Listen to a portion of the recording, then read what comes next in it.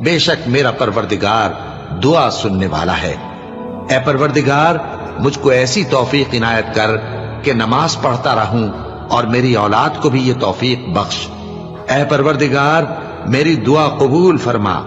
ए परवरदिगार, हिसाब किताब के दिन मेरी और मेरे माँ बाप की और मोमिनों की मगफिरत कीजिए।